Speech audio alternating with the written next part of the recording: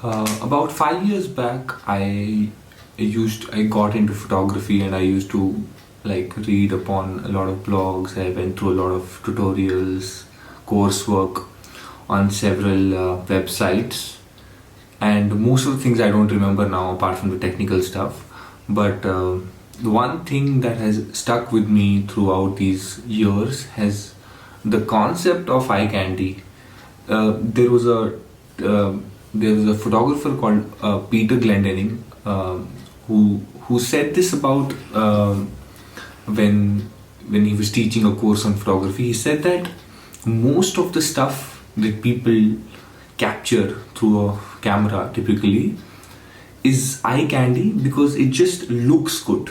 There is nothing uh, special about the actual product of the person, because there is no backstory, there is no thought behind capturing that picture. For example, if you go to a beautiful place like a Grand Canyon or the Taj Mahal, then you will just click a picture of that thing because it is beautiful. You're not capturing the picture because of something you felt in that moment. There is nothing that led you to capture a certain type of picture, and that is what differentiates good artists from the ordinary. Let's discuss this in today's episode of Perfectly Average.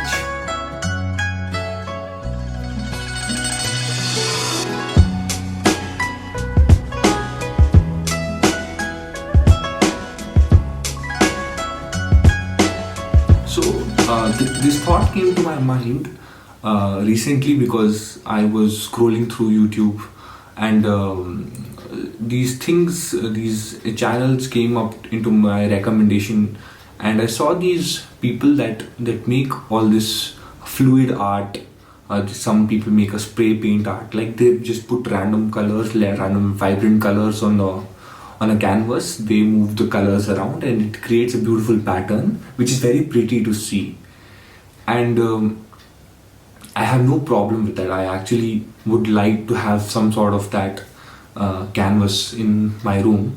But what eventually got to, when I went through the whole these channels, these people's biographies, I saw that these people, they call themselves artists. Of course, they will, because they're creating art. But I disagree with what art in definition is. I know this might be a little conservative concept of art, like art is supposed to be liberating. You can't put any foundations on art. It's limitless. There's no rules, there's no regulations. I agree, and I agree that probably the point of the art that these people are creating is more of a liberating action as to what people experience during the creation of these art pieces. So I agree that the idea behind creating these art pieces is experiencing, just being in that moment without thinking of what the end product is, because the end product, you never know what it's going to be. So might as well just enjoy the process. So I agree upon that part of the this art. But what I don't agree is that art doesn't. I agree that art doesn't have to have an end product. I agree that there is no end product in art. Art is just a representation of how you feel in that moment. But with this sort of art, like this fluid art or the spray paint art, they're too liberal. They are too free flowing for you to be able to express something properly. Like, for example, if you look at any classical painting or any painting, like a proper sketch or a proper painting, you will understand that there are certain things that the painter is emphasizing, like the choice of the colors in his artwork or anything like that, that will tell you a definitive story. You can actually make out certain things by looking at the choices that the painter has made or the artist has made. But because in these sort of art forms, you never know what the end product is going to be. You're intentionally, you're not doing anything. You're just putting random things in a glass and just flipping the glass over, moving it around in circles or whatever. So you are not doing anything intentionally.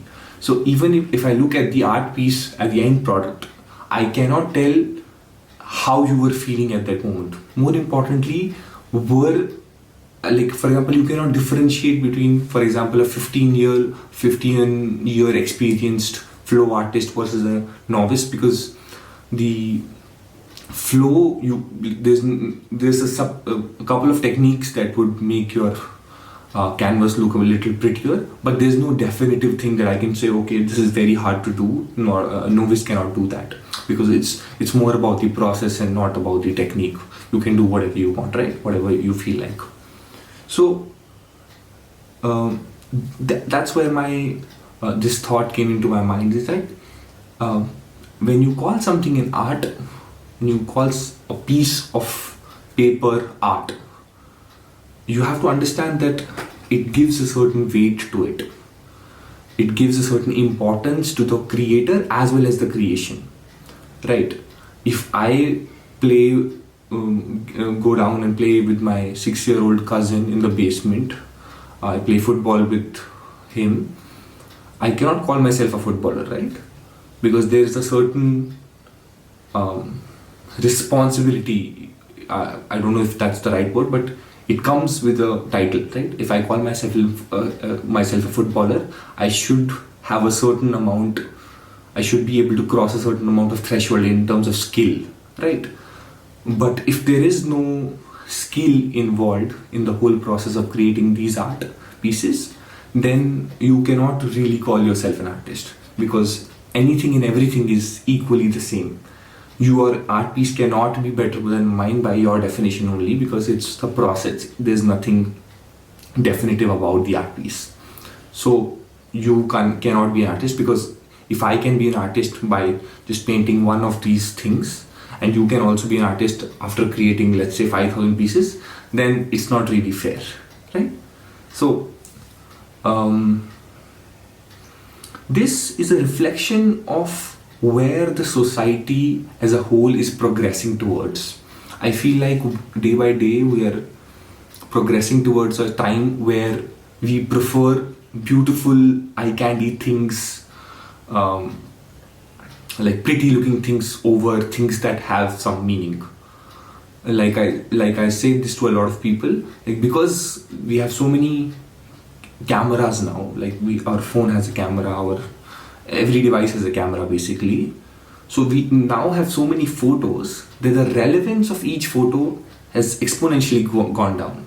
That's why when we look at old photos, we get really nostalgic and we feel like, wow, what a great picture, because we only took out our camera at the moment we really felt something. It was not as if when your baby was born, you only clicked pictures at the momentous stages of their lives, because you knew that you had limited amount of resources. But now, because you have cameras everywhere, you can literally trace back every second of your child's growth. So the amount of importance per each, let's say if you call a photograph an art piece, then the importance of each art piece has diminished.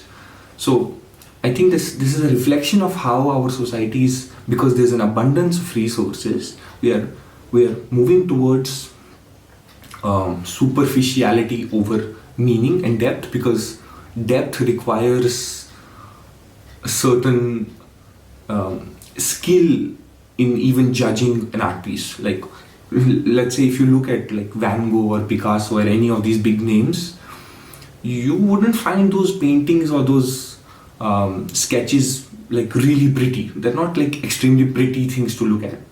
But they are so great because of the representation of what they were trying to say. For example, art represents society at that point of time. It represents the culture, it represents what the artist might be feeling at that time. It represents emotions, it represents feelings, it represents connections with other people. So if your art if whatever you create as an individual, if it cannot communicate anything other than, oh look, I'm so pretty, well then that's not really art. There's a cut in this video because I was looking back at what I said, and I just wanted to clarify a thing that that might have been overlooked, is that I didn't specify, I'm not specifically targeting this fluid art or this spray paint art because I have some grudge against them. It's not like that. You can create whatever you feel like.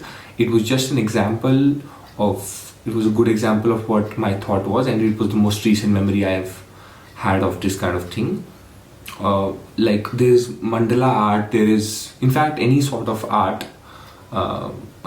I follow a lot of photographers, and I see that, and I only actually get influenced by those photographers that have some sort of depth or backstory to each of the photographs that they take.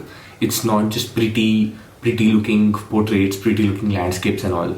So it's not like I'm targeting some sort of a art, but I feel this about art in general, that your art has to have a certain amount of meaning to be called an art piece.